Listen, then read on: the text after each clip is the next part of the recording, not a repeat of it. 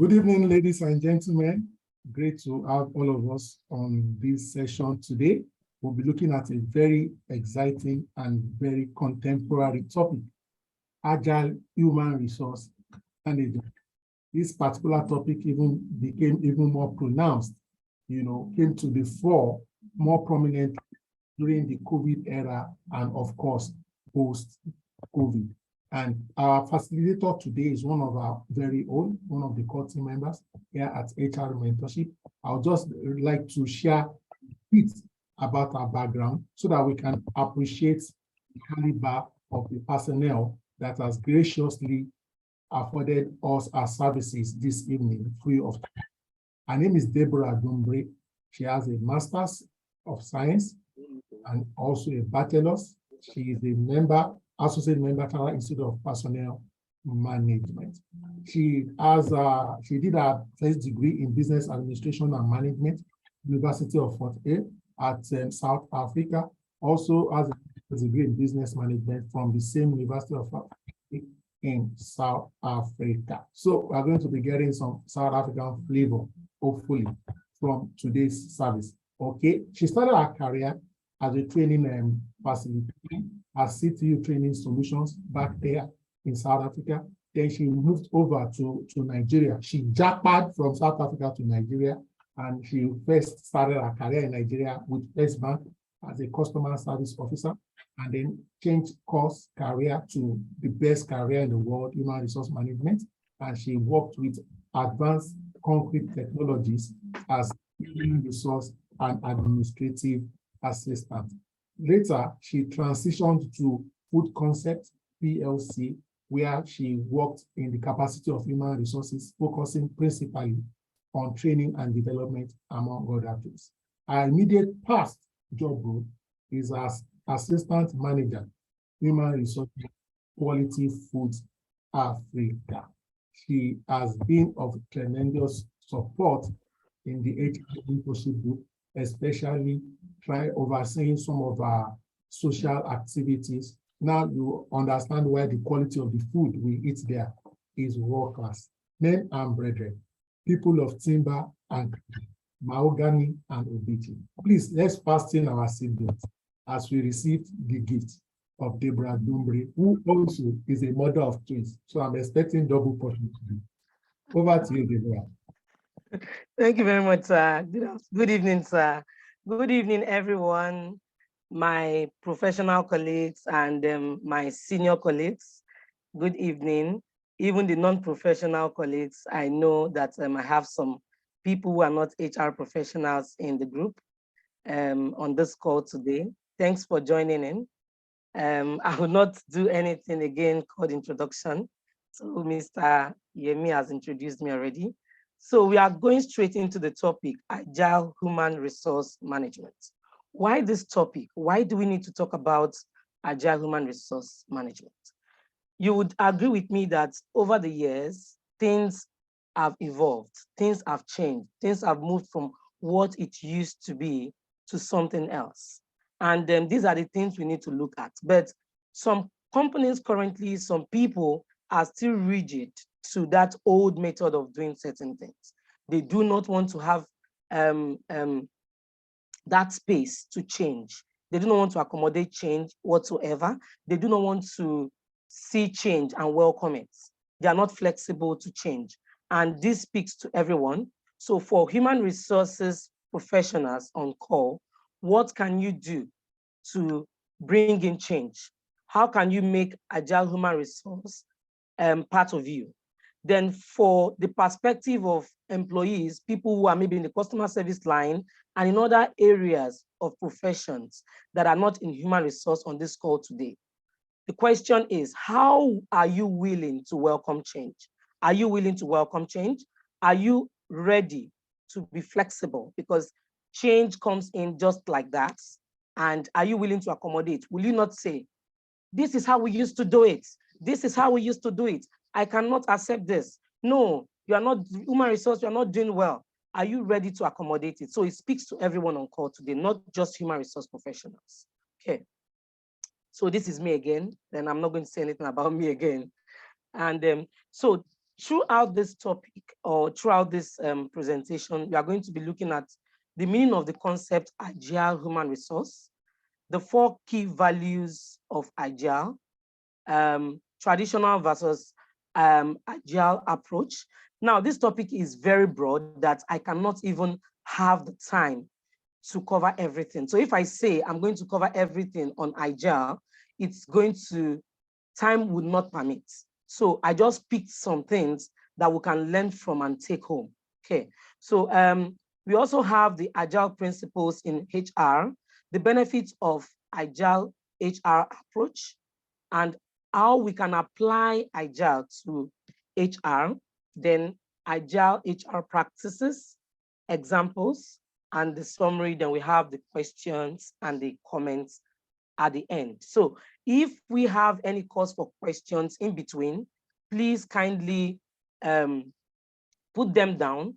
I know Mr. Oluyemi and some of my team members as well in the HRM are ready to tackle them, are ready to help me to, look at them. And also at the end, they will be able to help me to read them out, or I would read them out at the end. So if there is cause for, in fact, there will be cause for us to interact at some point. And I would plead your indulgence that you please use the chat button to give me some comments when I request that we be interactive, so we don't sleep off on our chairs. Okay. Now, looking at the introduction part. So we are saying that I'm looking at the fast pace of the business environment, the business world today. It is clear that we need to develop business agility. It is clear. So this is not something to negotiate. We are not going to negotiate the fact that it is clear that we need to develop business agility. And if we then think that if we think about the HR functions, if we think about what we do on a daily basis, if we think about everything around and what is going on currently, including the Japa syndrome, we would agree that there is need for us to do things in a modelized way. We need to digitalize our processes, and we need to deliver value. So not just delivering value, but at speed.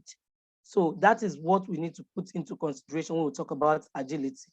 So we are delivering value, not taking 3 years, 4 years delivering value, but we are going to also speed up the process, and agility will help us to do this. As a result, the HR professionals has to cut up when it comes to agility. They need to catch up. Not only do we need to quickly understand what agile means in order to guide wider organizations, we also need to begin to apply the approach ourselves to revolutionize our own way of working. So we need to look at what are the things that would help us. What are the things we need to do that will help us to speed up our process and do it also the right way. So we need to leave that old method of that is how we used to do it. I cannot change it. Okay, so we'll quickly move on to the next. So what is the definition of these key concepts? Now, it has various definitions. So we cannot fix one definition or one meaning to it, but I coined out this and said, for me, for HR be more agile means that they need to have structuring HR to respond and adapt to situations with more speed and flexibility. You'll recall that when I started this presentation, I talked about being flexible. People are not flexible to change. We are all rigid. Whether we are an HR professional or we are in other professions, we are rigid towards change. So, meaning of agile for me is saying that we need to structure HR to respond and adapt to situations with more speed and flexibility. Also, having a flexible approach to HR means that having a flexible approach to HR that molds as the workforce changes. Then it dynamically supporting the organization as it becomes more responsive to customer needs. These are the things that I coined out to be the meaning of agility. So one, we need to be flexible and speed up with regards to change. Secondly, the approach, the flexible approach, we need to have a flexible approach that will mold our workforce changes, then dynamically support the organizations that so that we can help our organizations to support the business as a whole. Because as HR professionals, we are not supposed to just say, okay, we are HR professionals, but we need to also understand that we are more than HR professionals. In businesses, we hold key roles, we hold key responsibilities. Sometimes we call ourselves generalists, sometimes we call ourselves HRBP, that's human resource and business partners. So if you're a business partner, you cannot just know the area of HR and say, this is where I can accommodate, this is where I can get to. I cannot get to know administration. I cannot get to know the operations. I'm just an HR professional. No, it has gone beyond that. And that is also part of why we are talking about this topic, Agile, HR, Agile human resource. How can you be agile in what you are doing? Let's quickly look at the 4 Agile values. What are the 4 Agile values? So the first value speaks to individuals' interaction over process and tools. Individual interactions. So formally, we have in the past, that is in the past, a lot of software teams would, for example, looking at software developers would concentrate on having the best tools or processes with which to build their software. But looking at recent times, things have changed. So we now look more on suggestive ways that things could be better. We now look at people around this process. It is important now that we look at the people over the tools. So having the right group of individuals developing these softwares, teams in developing this software, we would have the best possible tools in good hands. But if we focus on tools, we might have these tools in the wrong hands. So now we are having individual interactions, having teams come together to develop things, to collaborate, to work together, than having to put processes in place, having to say, no, this is how it works, this is how it works, just follow. No interaction, no nothing, just do it this way. And it's just lay down rules for you to follow. It has gone past beyond that. And we professionals need to understand that. I recently went for an interview, and the person, I don't know if he's a consultant or, because I requested that he introduce himself. He was like, and don't worry, I'll introduce myself. Don't worry. But when we had the conversation, I saw that he was living in the past. He is not current, though a professional, but he's still in the past. How then can we help this individual understand that at least after this is post-pandemic, this is post-COVID era, how can I help this person understand that a first level interview could actually be done, even a second level interview could be done on Teams, on Google Meet or Zoom or any other social, I don't know. I have even held a particular interview. I've had to put someone on a call, like WhatsApp call. I have my director on the call, the person was on the call, and we made the interview. Why did I do that? Why did I source for that channel? Why did I go for that way? Because we connected on Teams and the network was just fluctuating, and I need to close up this role ASAP. I don't have time to like, okay, I'll reschedule you tomorrow when the network is good. And who tells you the network will be good? I need to quickly fix it. And this is part of what we're talking about when we talk about Agile. We don't need to wait for the old method. We don't need to say, no, this is how we do it. In my company, there was a company I joined, I won't call names, and the company, what they do is first level, you will come. So I will have like 10 people on first level or more. You will come for the interview. Second level, everybody will come. So it means that if 5 people, so 5 people will have wasted their time, I will have wasted my time sitting with people that I would have ordinarily taken 10 to 20 minutes to understand that, no, this person is not going to be fit for this role. So this is what we are talking about again. Secondly, the second value we talk about is working software over comprehensive documentation. Working software over still looking at the IT world. As much as documentation is important, even for HR, even for any business or any field, maybe customer service and business developers, documentation is important. What works better? What works better for you? Previously, software developers would spend ages creating detailed documentation.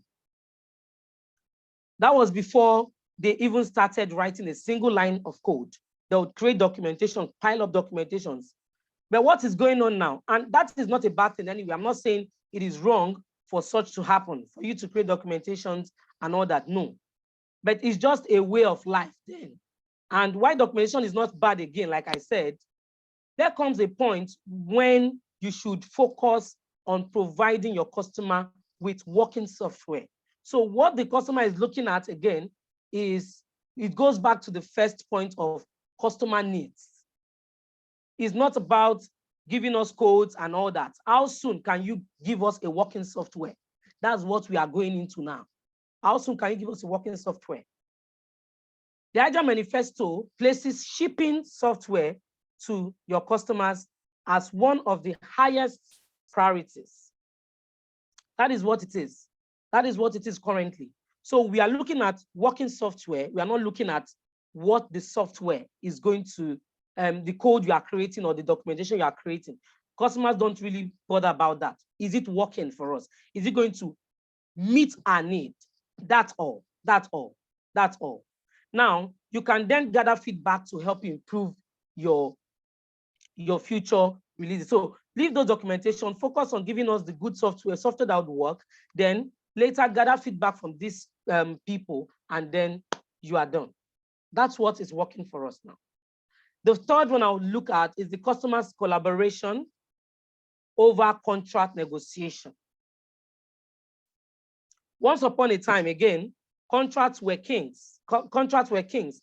We have to make sure, yes, you would draw up contracts with your customers who would then detail the finished products.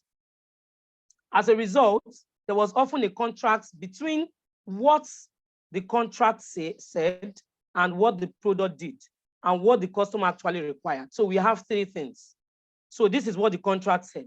This is what the product is going to achieve, or this is what it has achieved, because we are all about the contract at first. And this is what actually the customer wants. Sometimes these variants can actually affect the customers, the customers. It can actually affect the need of the customer. And that is not what we want in our recent time. So, but again, Agile approach came in, and we see that the focus for this should be on the continuous development. You need to build a feedback loop with your customer so that you can constantly ensure that your product works for them. So it is not all about the contract. Yes, the contract is important. I'm not saying we should take out the contract, but again, what is more important in this agility we're talking about? Is it the contract, or is it if the customer is actually satisfied with your products or with what you have provided? That is key. So then you can now further think about ways to adjust, to say, okay, should we fine tune the contract this way? Should we continue? Should we go back? What is your feedback? And so we have gone beyond contract negotiations to customer collaboration. That is where we are now. So the fourth one and the last that I picked from for this particular presentation is responding to change over following plan. So most times they are detailed plan. This is how it should be. 1, 2, 3. Follow this step. Everybody, 1, 2, 3. Everyone, 1, 2, 3. It has moved away from that. So now we are looking at how do we respond to change? Can you imagine a time where you would draw up a roadmap and it would never change? You like, this is how it should be. You draw up a roadmap for yourself and you say, this is how it should be, this is how it should not be, and all that. But at the end of the day, do you follow that? Do you follow as it's do you follow accordingly? In the past, that was what happened. So we have a roadmap set. This is how it will happen. This is how it will happen. But the trouble with static roadmaps is that we don't live in a static world. So things are changing.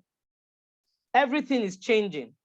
Needs and requirements are always shifting.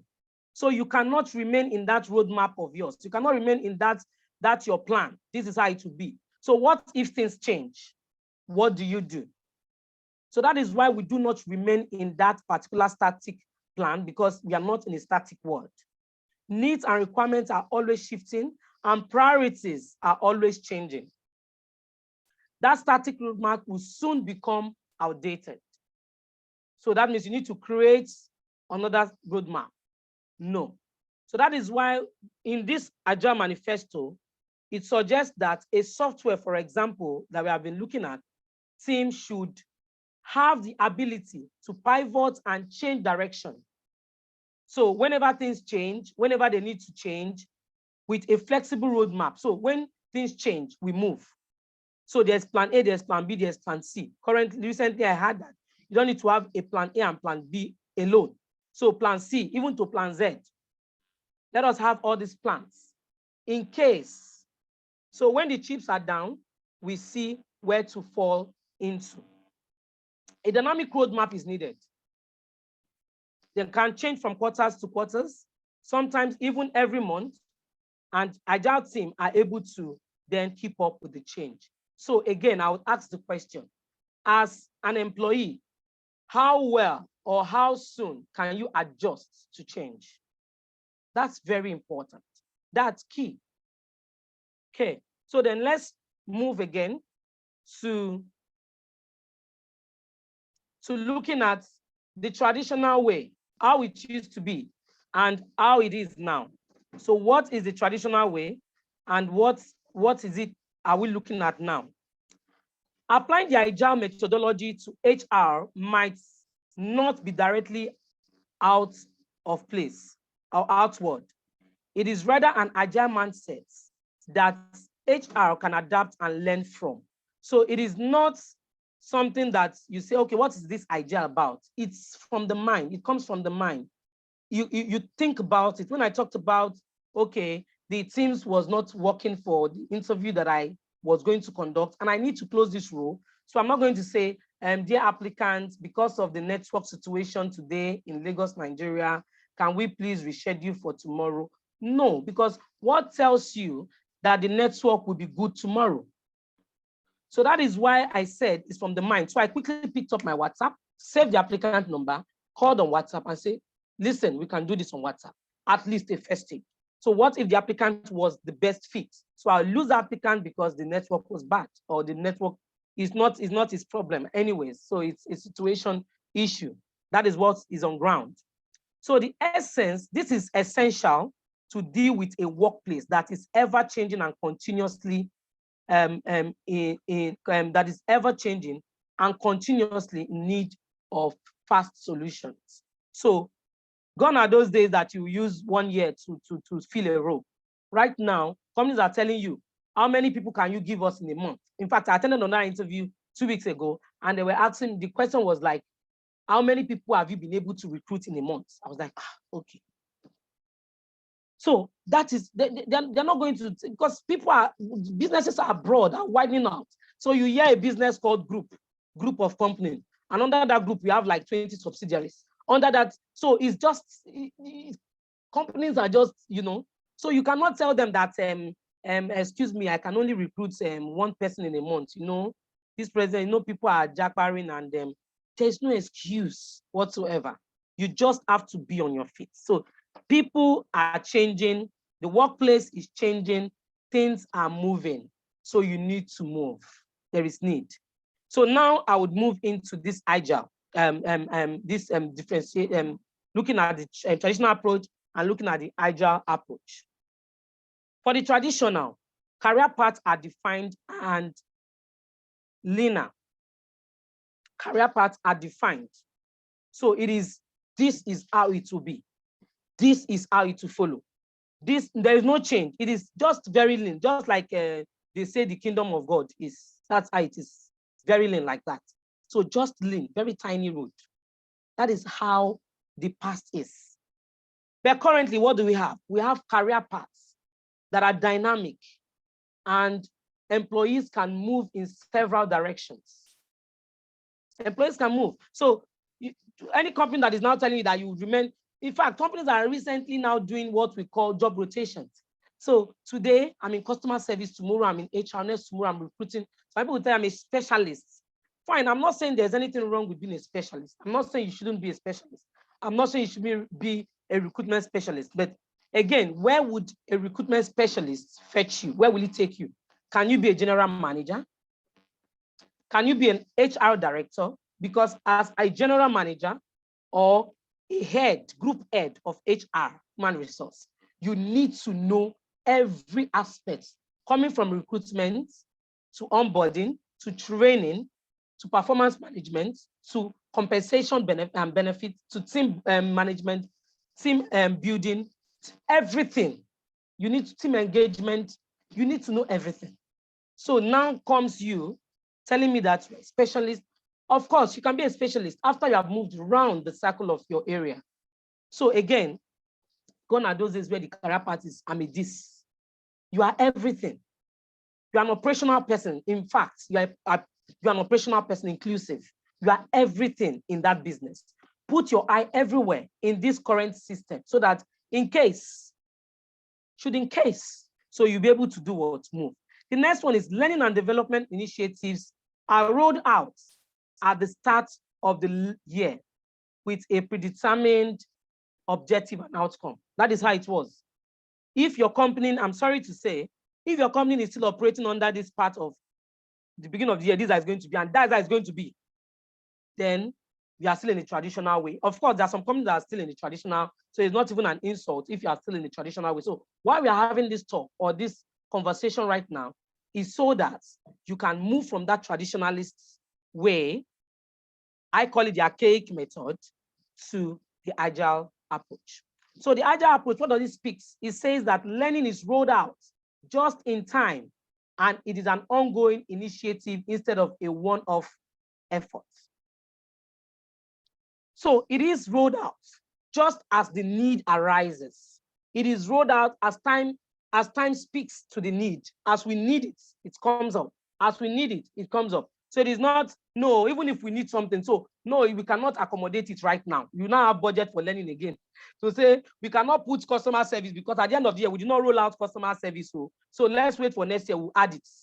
But the need is here. We need to do a customer service training. We need to do something on customer service. They're telling me you didn't roll it out, so it cannot work. So what kind of year is that? Is that not in the, I don't even know the year because I may not have been born in that year. The next point is that HR systems are developed over time and are implemented once everything is tested and functioning 100%.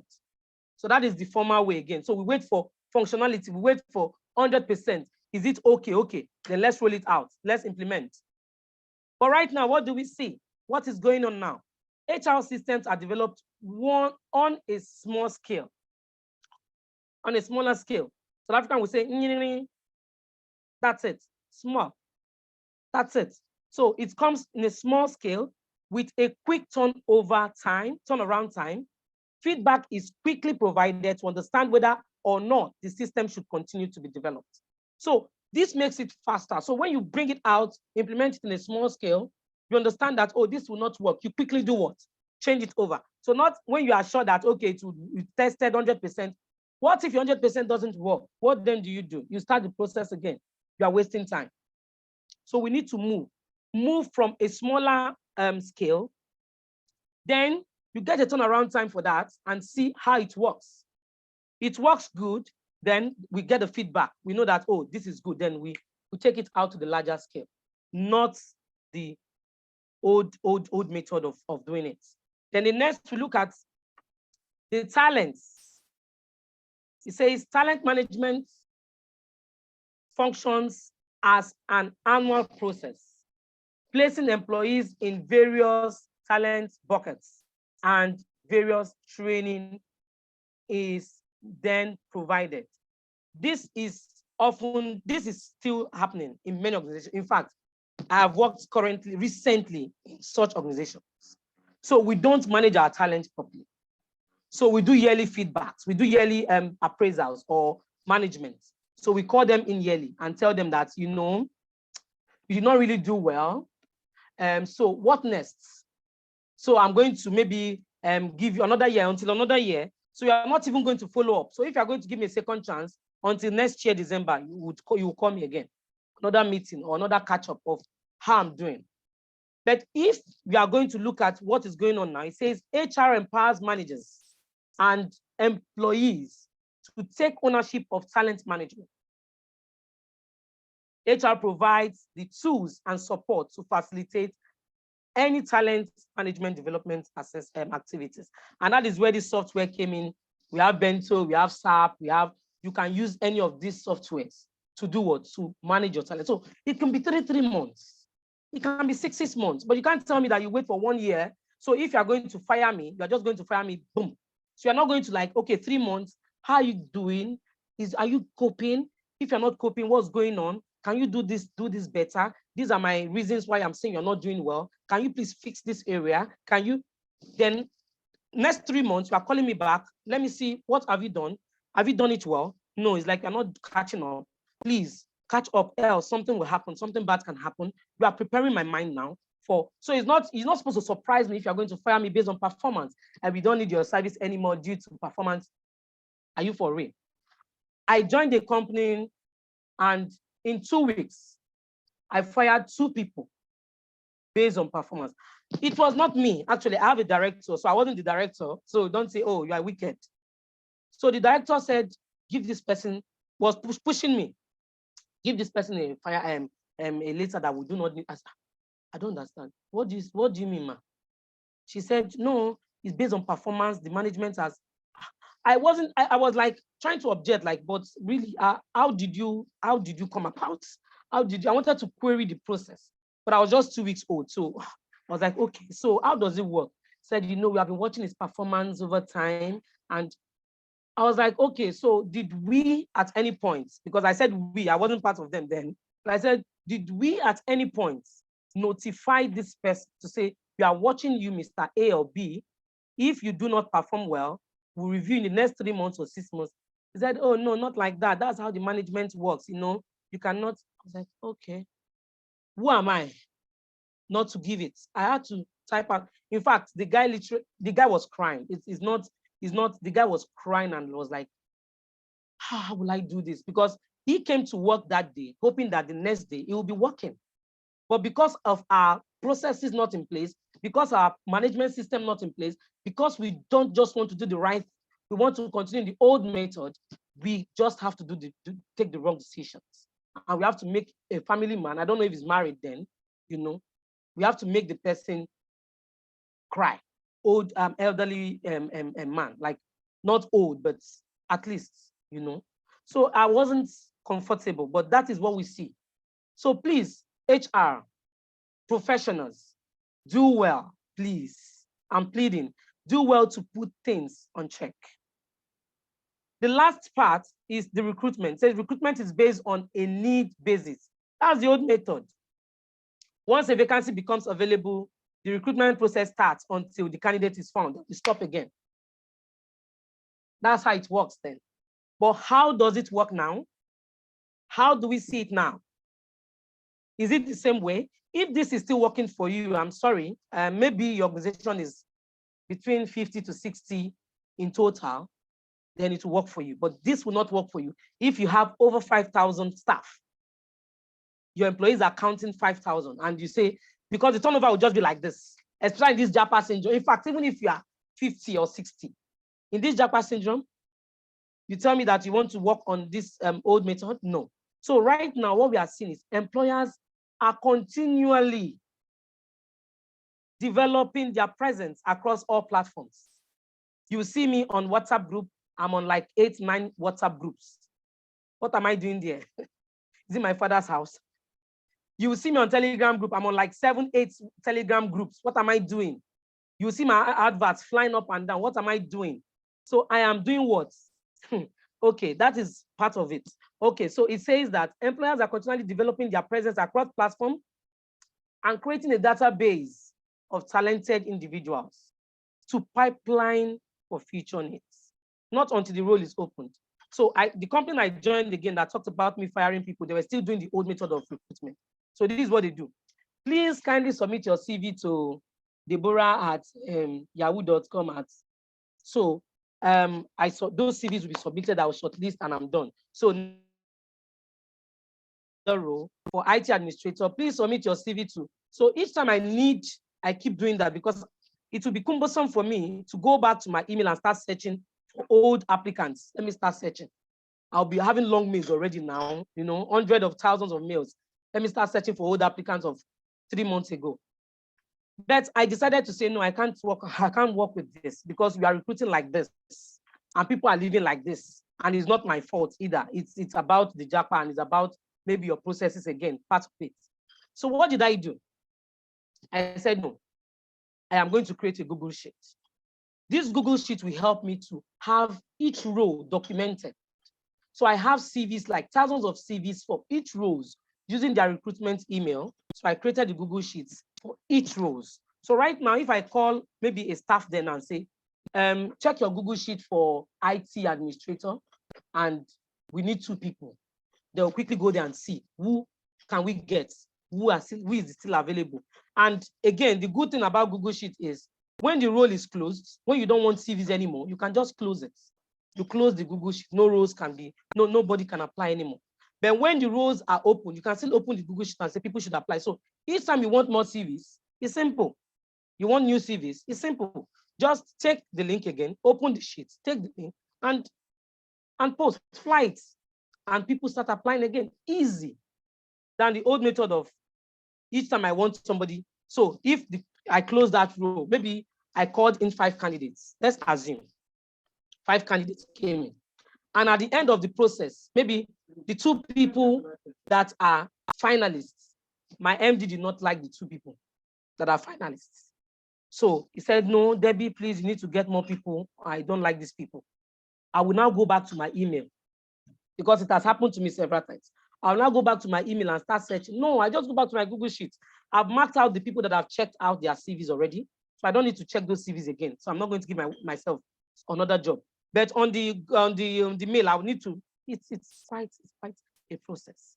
So it's also going to, this Agile we are talking about is also going to make life easy for you as an HR professional.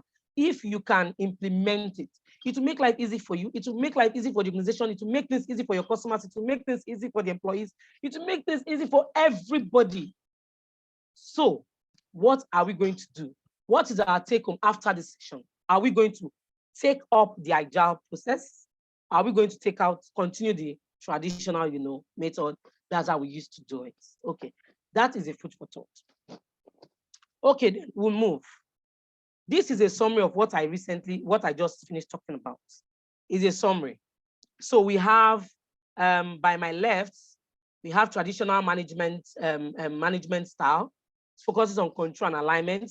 This is how it should be. Just execute it like this, in order, like that. That's it. So HR job is just to implement. That's how it should work. Don't say anything. So, but compare it to my right, that looks at adaptability. It focuses on speed and customers' needs. Adaptability, innovation, speed. Yeah, HR will need to implement programs, systems, strategies, which foster expertise, collaborations, and decision-making.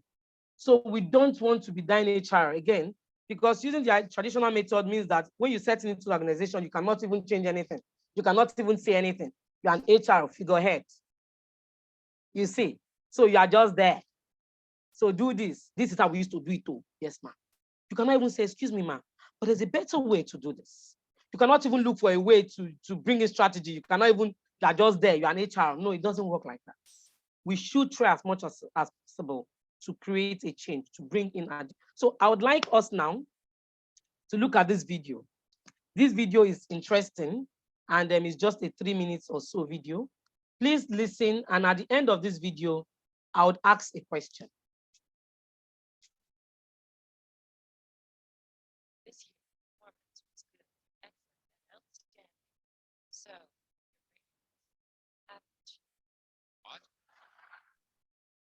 Can the volume be louder?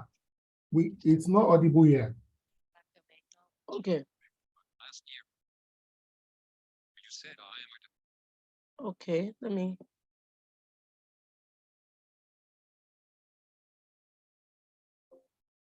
If that's the maximum volume, it's okay. You just need to pay attention and Okay. listen carefully. Okay.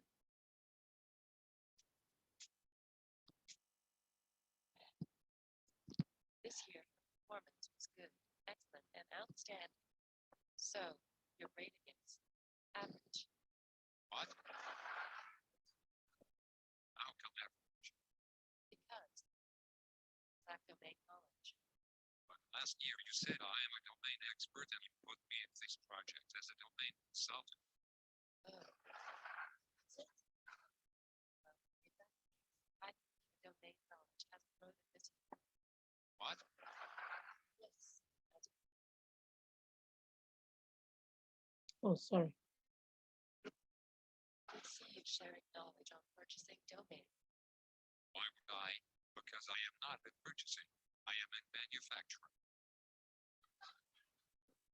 This is what I don't like about you. Give an excuse for everything. Next, you need to skills. Like what? I am on trained team on business communication. You sat in the audience and took notes. You remember? I mean, you need to improve your Deborah, I social will advise you just recap what the key highlights of this recording is. That's why The volume you is low. learn about Sorry about that. Next, you need to sharpen your recruiting skills. All the guys you recruited left within 2 months. Well, not my mistake. You may also start it all over again. If the You volume their is code. better now, you start it The all over most again. resigned the next day itself. Okay. A couple of them. Yes. Your performance was good, excellent, outstanding. So, your rating is average.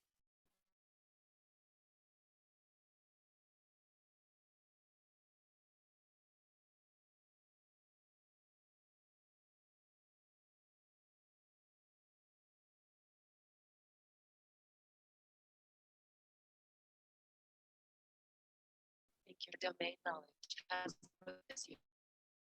What? Yes, I didn't see you sharing knowledge on purchasing domain.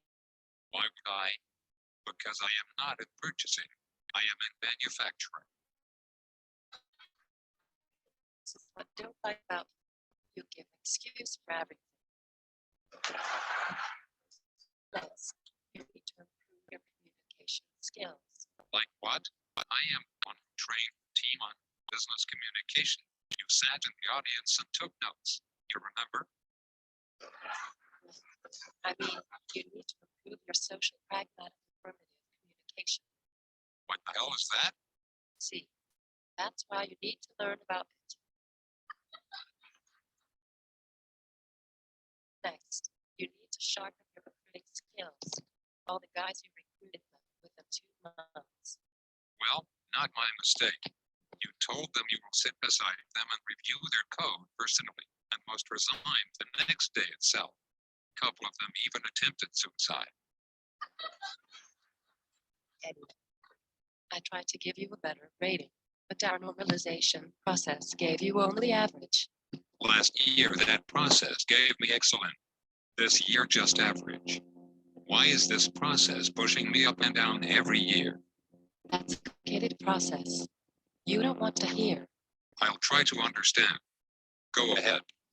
Well, we managers gather in a large room, write down the names of subordinates in small bits of paper and throw them up in the air, which on the floor gets average.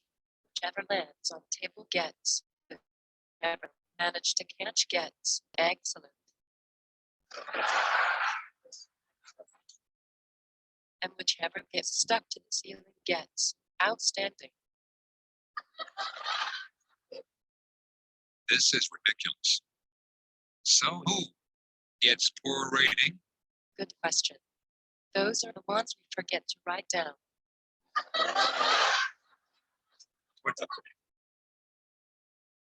And how can paper bits stick to the ceiling for outstanding? Oh, now you have started questioning our 20-year-old organizational process.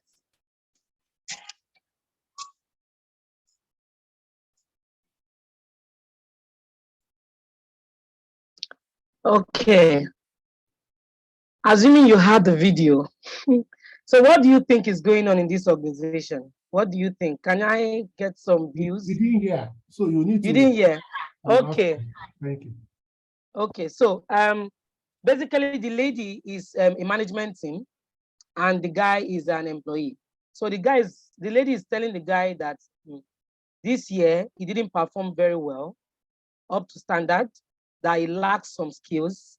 But the guy was like, the same skill you said I lack is the same skill that you told me last year that I performed excellently well. And I got a very good performance appraiser. What's going on now?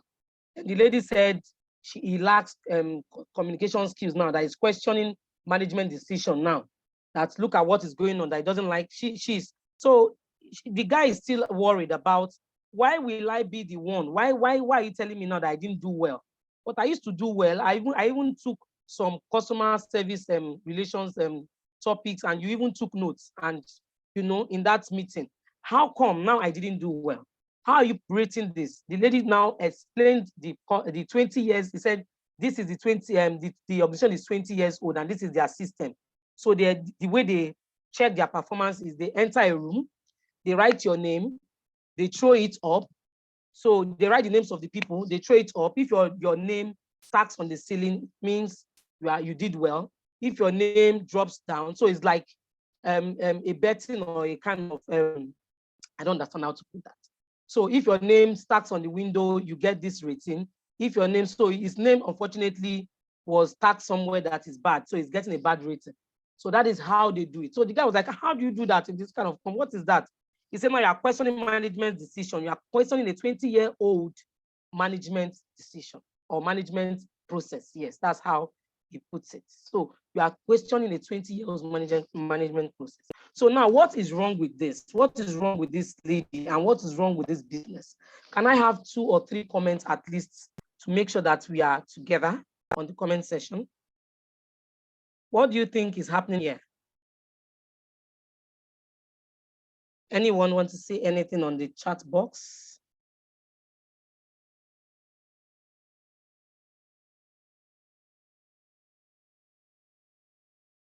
Mr. Yemi, please, in case you see any answer, please help me. And if anyone wants to raise their hand to speak, we can recognize 1 or 2 people too. So what's wrong with that style of throwing names up and deciding what happens? Rating the person based on where your name was stuck.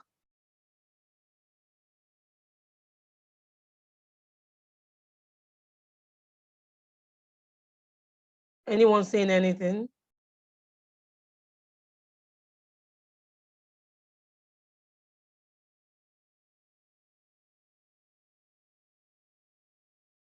So there are some comments already. Okay. So I see one is, by Mary. Yeah. Mary is saying that the company lacks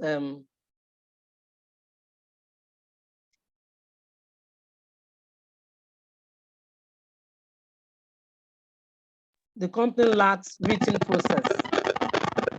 The company lacks written process, and they base their decision on lots of luck, which is not healthy and professional.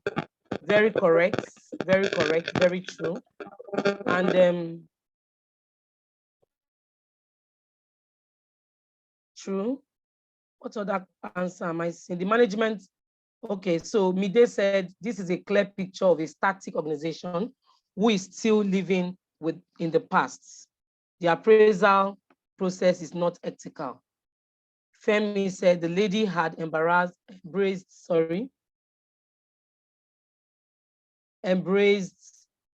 a wrong approach of performance appraisal.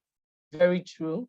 It is a traditional method in the company that they are not willing to change. It's not a quantitative analysis. just by luck.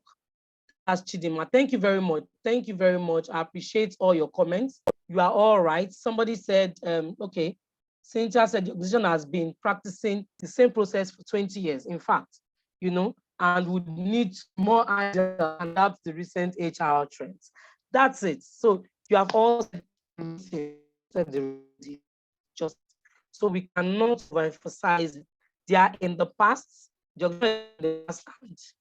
are not 20 now. So what next? Agile principles in HR. So what are the principles in Agile? More than just a different approach to the various HR processes, the Agile methodology forces HR professionals, to adapt a different mindset.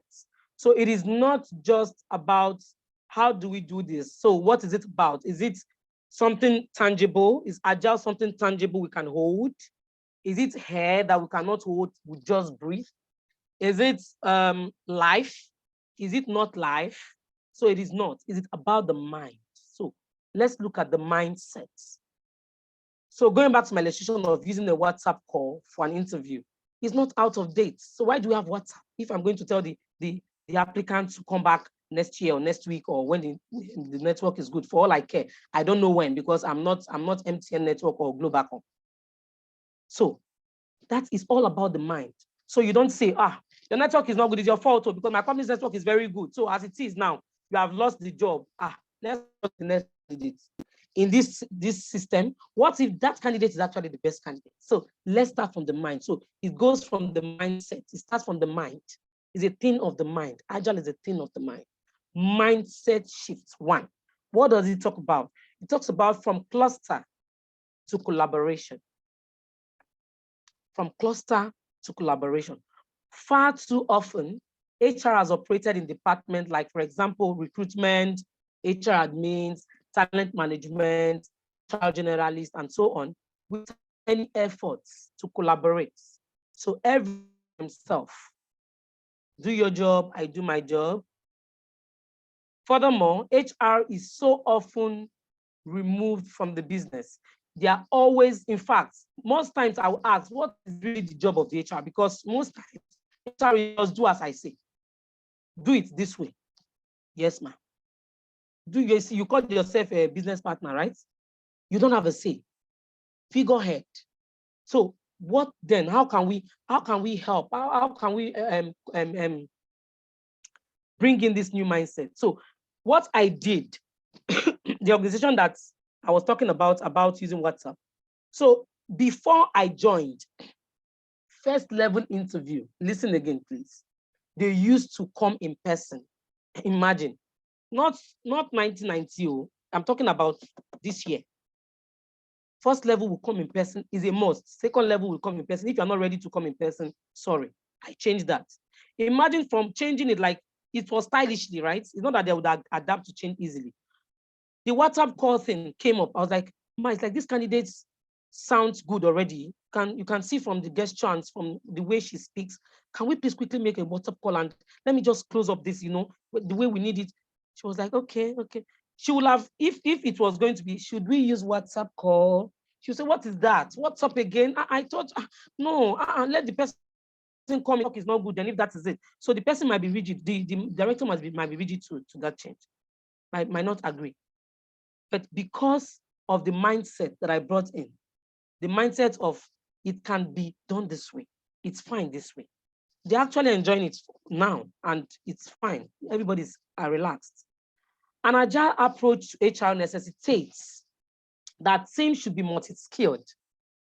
It's not a one-way thing. As an example of this, an HR professional could be sitting in the same room as a business manager, like I said from the onset. So if you are telling me that you're a recruitment specialist, of course, thank you. Good, well done. Recruitment specialist, and you do not want to be abreast with other things concerning HR. You don't want to understand other areas of your career. How can you be a business manager? Because you don't understand training and development. You don't understand ITF. You don't know how we do reimbursement. So even if you're now the business manager, you're a recruitment specialist as a business manager, right? How would you coordinate the business? How would we get money back from ITF? So we pay 33 million, 12 million of course, we need to pay. And how do we get back? We don't know. Because you are recruitment specialist for all I care, so you're not supposed to know, right? That's what we're saying. It speaks to everybody. It speaks to not just HR professionals, like I said, it speaks to everybody on this call. How can you do things differently? How can you accommodate change? How can you adapt quickly to change? Your ability to adapt quickly to change goes a long way, matters a lot. Okay, so imagine a team made of these individuals. Okay, so I was saying that HR right now necessitates that people be multi-skilled. And HR could be sitting in the same room with a business manager, investment bankers, and marketing director to work on people management. So you understand basic function, operational functions as an HR person. Even if you are vast in your area, you still need to go beyond your area, move into operations. How does it work? Don't tell me you are in this business, you're an HR manager, you don't even understand what your business, your people do. You don't understand how we get revenue. You don't understand. Imagine a team made of individuals to work on a matter such as organizational culture. This team would yield far more effective and holistic solutions than a traditional approach, because we are having variety of different people coming together to collaborate. No, from that cluster way to a collaboration way. It will definitely yield more better results that we can work with. This encourages what? It encourages co-creation, and it will help us to do what? To deliver. We will be able to deliver far more better initiatives, far more innovations than a cluster approach. So when there is collaboration with different units, not one man for himself or one man for his team, standing alone and all that. When we collaborate, that mindset of collaboration, once it sets in, there is more, we get more results. Definitely, you can wait. You can read my list, mark my words. You get more results. The next mindset shifts from fixed to failure. Of course, fixed to failure, you might wonder what I mean by fixed to failure. One of the most powerful aspects of an agile approach to HR is the speed at which it enables process development. Now, this means an increase in potential failure because of the speed, because we want to make it faster. So there might be failure. The increase in potential failure is there. Of course, failure is not a bad thing. It's not bad, you know. It only implies that processes are being deployed faster, and a solution to the problem can be developed much more effectively. So there is a problem, we quickly do something, there is a failure, fine, we run it again, and we quickly, it's faster. The turnaround time is actually better than what it used to be, unlike the traditional approach where it will have to be fixed approach and the change is not welcomed, and a system has to be set 110%. Like I said, 110% effectiveness before it can be deployed. So even if we are going to do something, it can take like a whole year. Let's test the process. Let's do testing. Let's run tests. We keep doing that so that we'll be able to do what? We'll be able to get 110% before we deploy. It has gone beyond that. So failure, don't be afraid. Failure is welcome, is allowed. So it's the ability to move on, it's the ability to now change the dynamics, the ability to now quickly move. Like I talked about plan A, plan B, plan C, what's the next line of action? So you don't need to stay on that failure for long. This mindset shifts, this same mindset, this same second mindset shift I'm talking about encourages prototyping. And that means that HR professionals experiment, map, and research the best methods to deliver results. And a simple example of this would be a team consisting of HR and IT professionals. For example, an HR manager, recruitment, marketing, and so on. This team would build a performance management app in 2 weeks and roll it out to 20 people. So we are starting again from small. We're not going to roll it out to 1 million people, you know? So we are going to do a test run, right? Then it means that they would test the app. These 20 people would test the app. And because they are a smaller group, they'll test the app, and the consequences of failure would be seen quickly. If there's failure, it would be, we would see it, and it would be insignificant. We would know that, okay, this thing is like it's not going to work. What can we do? They'll run a test.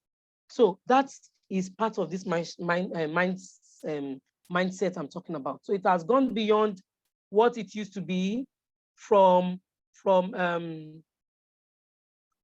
fixed to failure. Now let's look at the third one, from every year to every day. I cannot overemphasize this point.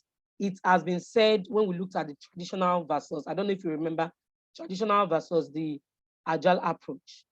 From every year to, so HR in many organizations often followed a traditional yearly cycle.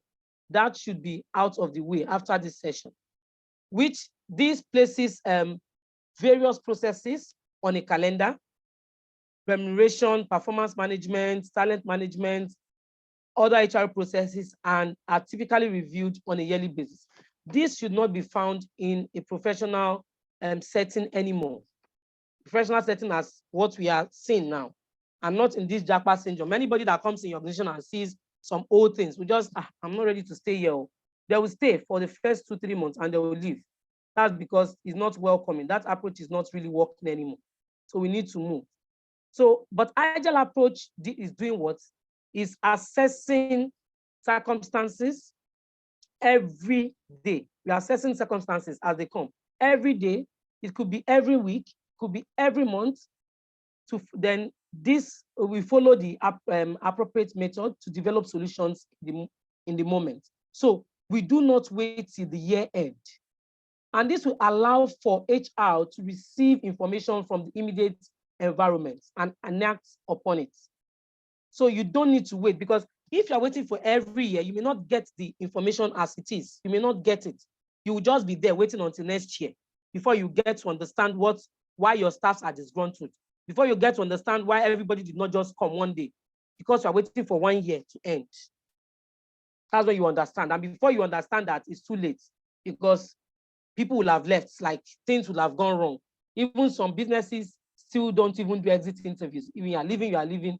They feel that talents are everywhere, but I'm sorry, it's not like that anymore. It has moved. What then is the benefits if you adapt to this agile HR approach? What is the benefit for you? What is the benefit? I told you before, I said before that the benefit is a lot. There's a lot of benefits for you, for your customers, for your employees, even for the business. There is a benefit. There is a method behind the folly of an agile HR approach. The benefits for the agile HR approach includes, but are not limited to what we have on the screen. Number one, I have improved team collaboration. Yes. So there will be a better communication and teamwork between employees. Of course, between employees of different parts of the organizations, you see collaborations going on. You see teamwork. That's one of the benefits. Unlike the traditional way, everybody's doing their thing. And this will help to do what? See transparency. It will help to instill enhanced trust throughout the team. Because each time you are getting feedback, what are you doing right or wrong? So it's good for the business, it's good for the employers, it's good for the employees, it's good for everybody. So everybody is getting feedback, what's going on. You put a system in place, whichever way you want to go around it. The second one is continuous feedback. So there's continuous feedback. Feedback is received on a more regular and consistent basis, not like what we used to get yearly. So this is the year appraisal, you did well, you didn't do well. So I wasn't doing well. Why didn't you call my attention to the fact that, Debbie, stand up, wake up, you are sleeping? Like the word we say, Jima soon. Is Yoruba I just spoke, eh? So wake up, don't sleep. Don't sleep. Why didn't you say that to me? So at the end of the year, you are telling me that, sorry, we have to terminate you right now based on performance. You didn't do well. No, continuous feedback, even not for just the employees, also for the business. So the employees have the time to also give feedbacks. Even to you as an HR professional, you need feedbacks. So feedback will enhance you. This will enable the HR to develop solutions that are relevant and effective. So when we get constant feedback, it will help us in our runnings, our operations, in everything. And it's for the better of the business. The business will see, oh, this is where we are getting it wrong. This is where it is going right and everything. Also, we look at better adaptability. That is also a benefit. Better adaptability. The pandemic has highlighted the need for teams to adapt to changing conditions. So we don't have a choice than to adapt. And this method, this agile method, aims to do what? To test, learn, and optimize, allowing teams to shift quickly. It allows teams to shift quickly when there is need. So we are able to adapt. So whether you are a business or you are not a business, you are a professional, you are an employee in the business, it will help you because of this, what we find ourselves in. The next is the greater measurement of output. That cannot be overruled when you talk about the benefit, and this is where it benefits the business. So you see that the results, because of the collaboration, because of the things that we are putting in place now to make it more agile, the result is going to be great measurement of output. Measurement output will be coming out better than before. You cannot argue it. If you use the traditional with the agile, you will see that the agile is going to actually yield more profit, yield more output. That is it. And sorry, so this will help the business even in all aspects. So let us look at the total or the brief, or this is the summary in essence of what I've just talked about. The last two slides, the slide number 10 and 11. This is the total. So from the mindset shifts from my left, it says from cluster to collaboration, we talked about it within and across teams, from fix to failure, be open to experimentations and iterations, from every year to every day. We talked about it already, where we need to talk about failure. Then the results are by my right. You see the improved team collaboration, the continuous feedback, better adaptability, and measuring of output that I just talked about. Now comes another part. Applying, how can we apply? How can we apply? So how can we apply this agile HR? So your team doesn't have to adapt the full methodology for effectiveness. So what you can do is to just select specific features that will suit your own need. So what does it for you may not do it for me, but you start somewhere. Start by choosing a specific area. So, okay, in this area, this is how we are going to run it. This is how we are going to work on it. So that just to welcome change, to be agile, agility is important, just as we have seen. So you need to put this in place. And these are some general things you need to look at, steps that you can pick and choose from when applying agile methodology to HR. The first one is to define the problem. Before you can use any methodology to improve an HR process, you need to first identify what exactly is the issue. What exactly are you trying to improve on? So if there is nothing to improve on, then there is no problem. Then you don't need it. But I tell you, when you look inwardly, look very well, attentively, there is something to improve on. And the best way to find out is by consulting with all the relevant stakeholders. Consult with them. So you cannot know just sitting in your beautiful full AC with all the amenities in your office and you would have to know this. No, you will have to consult, So an example that I took out is, for example, it currently takes 10 days to have a new joiner to complete the relevant paperwork. looking at recruitment to be properly onboarded. Now the organization wants to shorten this time to 3 days. That's a problem. So it's 10 days normally to do the paperwork, go for back and forth. So you want to reduce this. This is the problem. I've defined the problem. The second one, the second step is to decide on your resource and define roles and responsibilities. So now, what are your resources? What do you have in place to accommodate this problem or to fix this problem? Who and who to take is going to take what role and what responsibility in helping this problem to be solved? Okay, so once you know the problem, the next step, like I said, is to tackle it with the resource, the who to do the roles and the responsibilities and how it will go. So Agile teams are usually small and have complementary skills. So that is why we talked about multi-skills.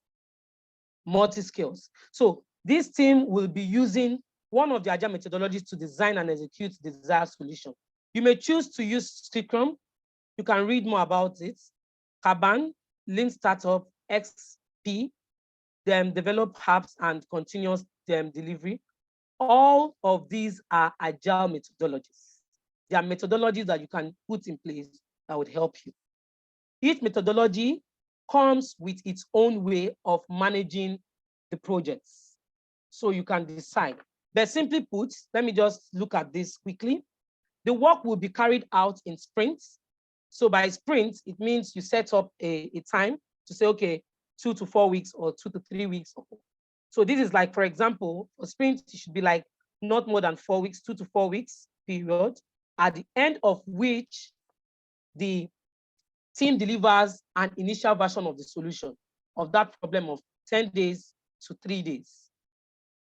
In the following sprint, the team iterates on their previous work and they go again. Whichever approach you follow, you would need to take into account the human resources you would need, as well as physical resources. So you need to take note of all those. So an example of this part, again, the second step is, in order to shorten, for example, the time it takes to onboard people because of their paperwork and all that, you need a system that can streamline all the necessary documents and eliminate duplicate information. We often have this in our documentation. Assemble a team consisting of HR generalists, recruiters, and IT personnel to develop dashboard. You now need to deploy each member to the team into smaller teams that produces high-end results. Each team is responsible for providing feedback to the broader team during stand-up meetings. Ideally, you would also choose a Scrum master, which is primarily responsible for guiding the entire process and team. So this could be maybe a generalist. You can use a generalist for this, the master person, the person that would be the boss of that particular project. The third one is to develop your goals. Develop your goals. Now, in the Agile approach, goals are what needs to be delivered by each of the at each end of each sprint. So each sprint we see you develop you tell us you deliver your goals needs to be delivered. Each sprint your goals needs to be delivered. Now these can be broken down into activities that create a backlog. You need to develop these backlogs to decide what you need to do and how long it will take. The entire team needs to contribute to this process. Activities are then prioritized and assigned to different team members during stand-up meetings and from there. So I have an example. Gather our documentation on the onboarding and place it into the electronic dashboard to automate it within 2 weeks. This could be a larger objective, and your backlog would break down these tasks into smaller sub-tasks. An example could be gathering employees' registration form, medical aids, payroll form, and share them on the folders first, and establish a process of who to sign what, and then you later look at the reviewing of electronic signature solutions that be in place. And gradually, you are having what? A tinier process. As your process is getting more shortened. Then the next is to start with your first sprint. Then you go back to the first sprint. As earlier mentioned, a sprint is a specific and usually shortened period, say 2 to 4 weeks. This team will then get things done faster, and the maximum time for a sprint usually is 4 weeks, like I said. During the regular daily or weekly stand-up meetings, the team should discuss progress on this sprint. So this would appraise everybody with how it is going, how this project is. An example is, as HR generalist compiles the folder with all forms, if not where is the problem and who can help them with it. Then the last thing is to take note of feedbacks. After completing your sprint, you would get into a sprint review. This is important so that you would be able to analyze if the workload actually has been brought down from 10 days and the sprint has worked, or what your problem has been solved, if it has actually been able to congest from 10 days to 3 to 4 days, they are looking at the onboarding process. So we look at I'm getting close to the end. So we look at the Agile HR practice example.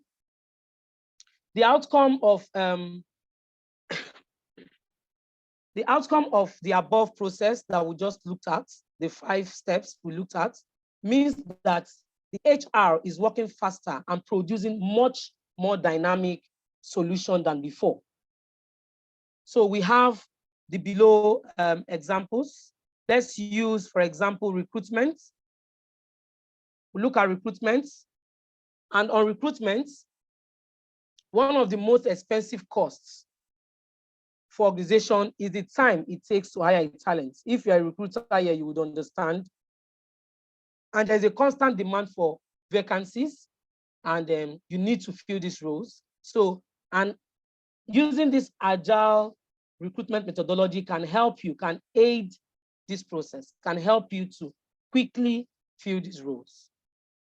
A traditional Agile process would include screening, an interview, a second interview, an assessment, perhaps final interview, and then an offer. But this is not what the Agile says. The Agile approach is to do what? It talks about providing a candidate with transparency and a clear understanding of the organization, and provide enough information for both candidates and employer to make faster decisions. So gone are those days where you just throw out adverts. In fact, currently or recently, we want to see our pay on adverts. We want to see what you are going to pay. We want to see the JD. So not you are trying to enclose, you are trying to hide the organization, you are trying to hide the pay, you are trying to hide the benefits, and you want me to join. You want me to apply. Now we are looking for talents. Because of that, you need to apply this method. So it is important. So we quickly look at the onboarding. For organizations, the Agile method of onboarding comes to friction by co-creating. Unlike what it used to be, it's co-creating the onboarding process.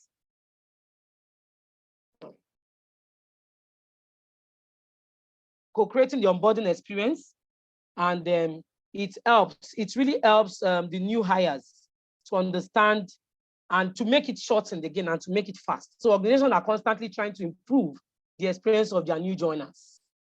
They're trying to improve, and as it is very important and crucial at the moment that employees' experience are good. So if your employees' experience are not so good during the onboarding process, it's a problem. It doesn't speak well of the organization. So an onboarding experience should include the basics, which is introducing the new team member to everybody, the broader organization, if it's via mail or taking them around, their roles and their responsibilities, the value, the mission, the vision of the business. And the Agile method comes to completion by co-creating the onboarding experience with the new joiners.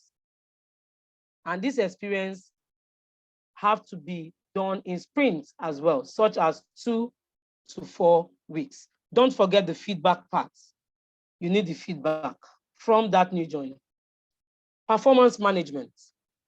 One of the HR area that has come into the spotlight in recent years is performance management. So this is no longer what it used to be yearly. You can do it in 3 months, like I said, in 4 months, in 6 months, not yearly, not every year. An Agile approach to performance management encourages frequent conversation and regular performance discussion. So there should be a regular performance discussion. Guy, you are not doing well. These are the things you are not doing well. These are the points where I'm picking you on. I'm picking you up on. Can you do well? Can you? So set up KPI. So the problem again is KPI. So some organizations will not set up KPI. They'll say you're not doing well. So on what basis are you watching me on? What is the reason? Why did you say I didn't do well? I don't know. So here comes the summary. So in summary, adapting elements of the Agile methodology can help your HR team improve collaboration and work more effectively and efficiently. Understanding which of the Agile practice your team would use or would work for your team is very important. And you just need to pick one and implement it in a smaller scale first, then you can take it up to the next stage. Thank you very much. I don't know if you have questions and comments now, Mr. Yemi. I'm done. Thank you for that Agile presentation. Well done, excellent, fantastic. Yeah, not done, yeah, almost done. All right, you can stop sharing now. There are already some questions and comments on the chat box. So stop sharing so that you can please focus on the chat box and we can go through the questions and respond appropriately. Also, members on the floor are free to raise their hands. We'll recognize you and you can either ask your question or share your experience, how you have used Agile methodology, to improve your process at work, all right, or also help provide responses to the questions in the chat box or that other people may have. So we have a few minutes to do that, and I would like us to make the best of that. Okay. Fantastic. So let me see. There's a question here I find fascinating. JIY says, how can HR, hello, Deborah, are you still with me, please? I'm with you. All right. I'm with you. How can HR implement agility when the management and the company runs a traditional approach, especially when it is a small company and there is only one person functioning as HR? Okay. So only one person functioning as HR, and it's the business or the company is a small company, understandably. So it is, even for me, easier to run Agile process in such company. You are the only person, nobody's going to shut you down, like when it comes to the team, maybe except if you're an officer and there's a madam again, that's a problem. But now you are the only one and it's a small team. So you can actually start by knowing your onions. So they are practicing a traditional method. What are the things they are practicing that you see as traditional and that is actually traditional? So bring it down, break it down. What can be better? How can it be better? Don't forget that the business may be practicing the traditional method, but do not understand that there is another way to do this. doing this. So if you can write down what they are doing, not traditional, and you bring out the agile way, and you are able to sit with the management, if you're part of the, of course, as the only HR or somebody, maybe the GM or somebody you are reporting to directly, to say, this is what we are doing. If we do it this way, I think it will be, so you have everything, because there might be questions to say, okay, you know, it's a small business, we can't start implementing. Maybe you are talking about, let's implement every week, thank God it's Friday, for example. I don't know what you want to implement. You want to bring in Vibe or something into the business. They'll tell you that, no, you know, it's a small company, we don't have money for that. What is your answer to that question, to that tackle? So you are ready for questions to all the tackles that you get when you present your issue. So you can even say, for example, for the Thank God It's Friday, you can say, oh no, Thank God It's Friday, I can, it can be free, it's not necessarily money. So we can come together and talk about things, or we can come together and dance within 30 minutes, play music and enjoy together, or we can come together and relate, have this relationship. Thank God It's Friday. It's not every time we must spend, or okay, can we make it every month? So we can even just buy maybe a bottle of drink, Fanta, Coke, something like that. It won't be so much on the business. Or can we even, as the staff, can we even contribute and do it? So you can, so something like that. So you need to make sure that you have written down your own issues and you have written down the answers and you have thought of negative vibes that will come out, or negative questions that will come out to prevent you from implementing. When you think about all that, and you also give them the benefit, they need the benefit. Businesses don't want to run at loss. So what is the benefit of me implementing what you are saying? So if you can give me the benefit, then I'll fly with it. I don't know if that does it. Thank you so much. We have Etini Akpabio on the call. You have been granted access to unmute yourself. Hello, Etini. Go ahead with either your question or comment or both. Okay. Good evening. Thank you very much, Deborah. Because I've already raised my hand, I know the last question, your answer to the last question also had answered my question. What I intended to ask was to find out if the reason why the organization decides to still stick to the traditional method is fund constraints. At that point, what should one do after you have clearly seen the figure on the table that the company is struggling? What really can you do to be able to navigate the situation? That's what I wanted to ask, but I think you have answered to some extent the question. I don't know if there's any other addition to it or any other person can also help out.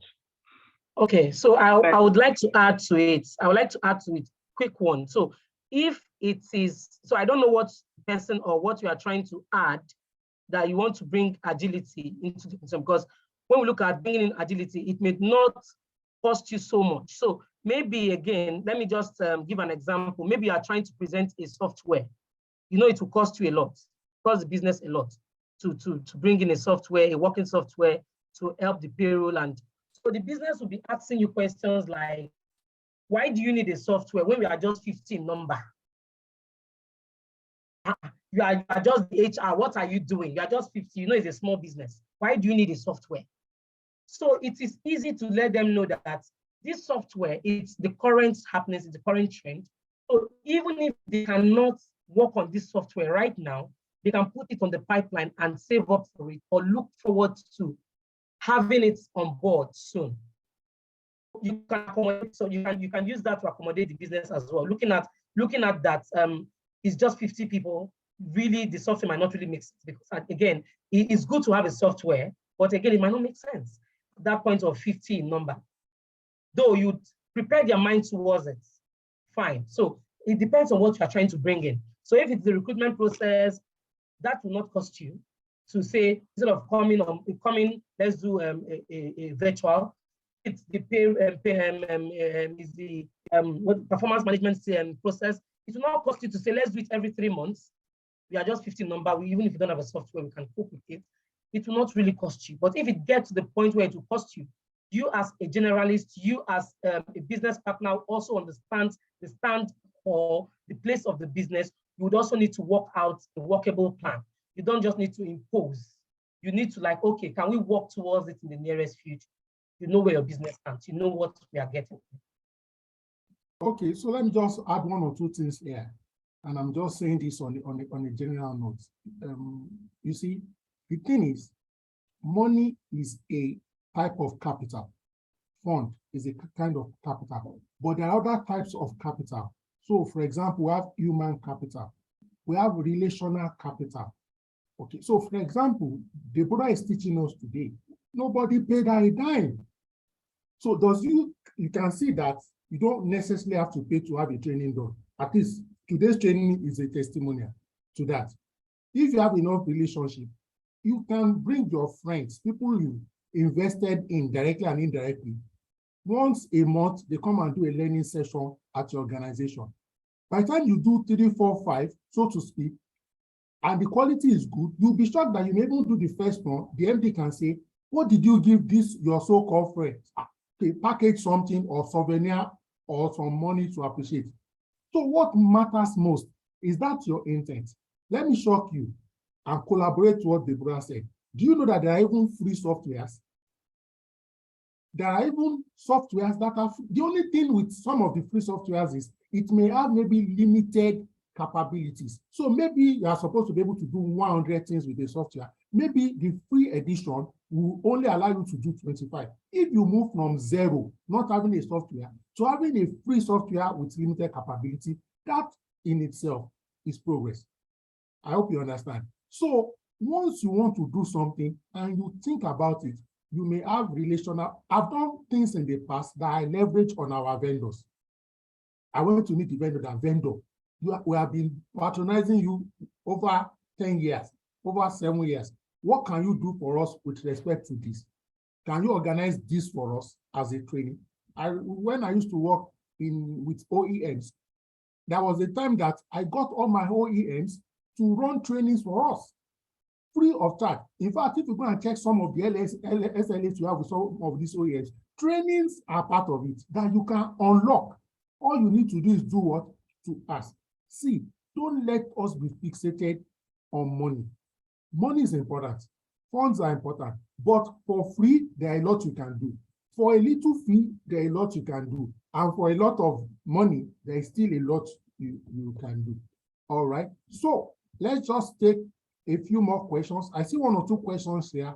We will take it after I see a comment session, because that question is not directly related to the course. So we'll end the recording, end the session, then take 1 or 2 or 3 random general questions. So that will be fellowship after fellowship. Deborah, I wanted to read a question. Please go ahead. Yes, it's a comment by Omojogo. She said, software innovation to buy support. HR should always justify effectiveness of such innovation in terms of process optimization, cost containment, and ROI, upline and bottom line profit. Yeah, ROI means return on investment, just in case 1 or 2 people may be wondering. ROI means returns on investment. And that's a very brilliant contribution and comment.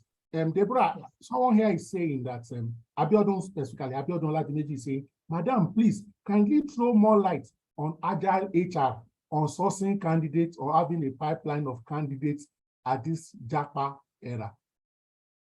Okay. Okay. So for this recruitment process, you can create. Okay, for me, let me tell you what works for me. Maybe it will work for you. It should work for you. So I use Google Sheets. So once you have Gmail, you can use Google Sheets. So Gmail account, you can use Google Sheets. So easier, create a Gmail for your recruitment.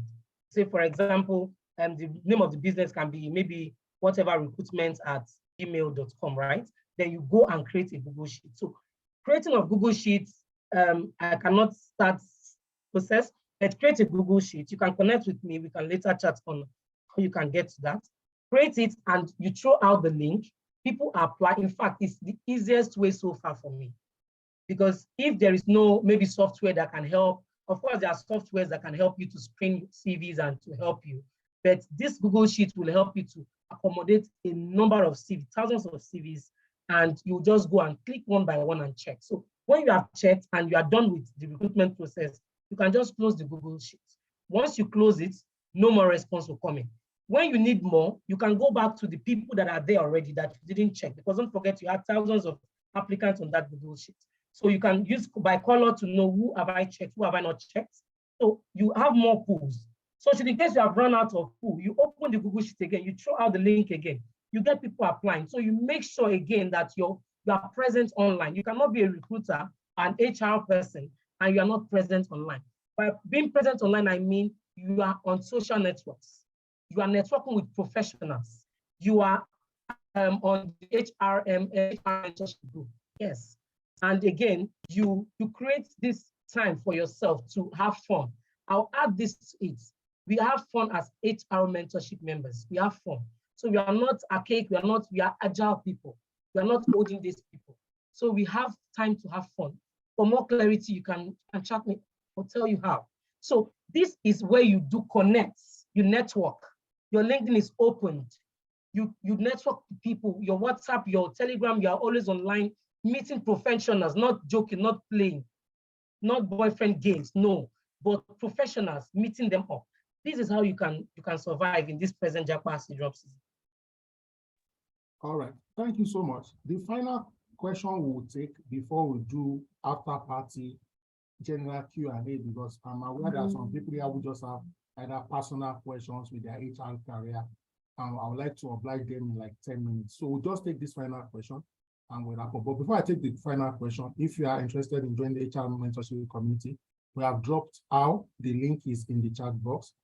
Yes, you can watch the video of today's presentation, and over 40 presentations. I've also dropped the link in the chat box.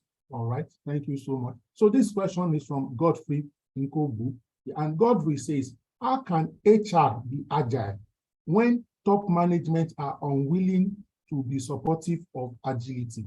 What can the head of HR do as regards to staff training and development when the top management or executive management uses 100% of the budget for their own training at the expense of all the other employees?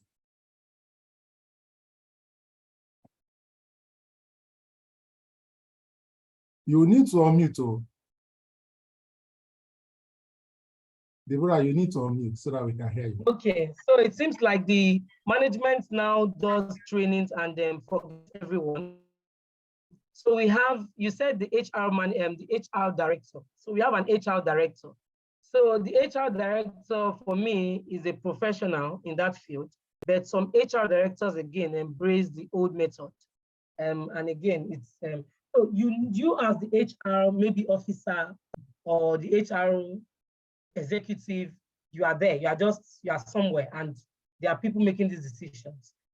The only thing you can do at this point is to, again, map out what to say, and you can meet the HR director, because that is your first line.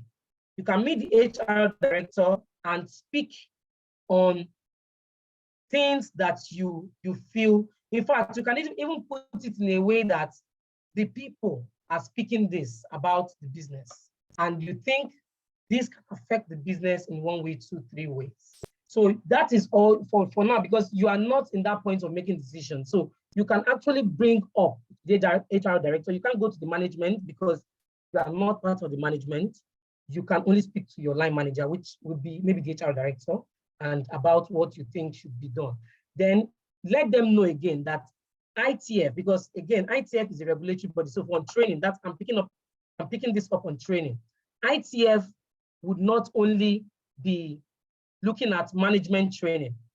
So if they want to get back their 50% at the end of the year, you catch them from there. So if they want to get back that 50%, they need to train occupationally, supervisory level. They need to train safety. Safety is for everybody. Occupational is for lower cadre. Supervisory is for middle cadre. Then management.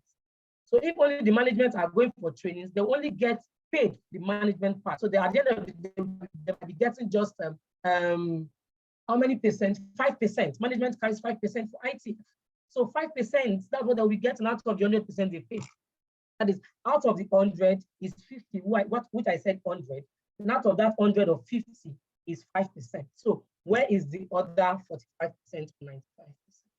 So when you bring these things, how it will affect the business at the end of the day, that other people are not being trained, then I think GE. All right. So let me just add to this, that brilliant submission by Deborah. Now, take a step further. At least, in quotes, they've been training the executive. Ensure that the executive come back to the office and also train the lower other staff. So you make it mandatory that once you go for a training, within a space of maybe 1 month to 2 months, you can come back and share knowledge. So you can do like a roster of knowledge sharing from this so-called executive. They might have gone to London Business School, Lagos Business School, you to come and debrief us internally. And then the leadership team, the senior team, even if it is once or twice in a month, it can be 1 hour or 2 hours, have knowledge sharing session. Yes, I agree. All of us want to go and pay money for executive courses, and they are very valuable. I will not deny. But don't let what you cannot do deny you of doing what you can do. Once you begin to even do domestic training, leveraging on internal resource and your senior management, hopefully,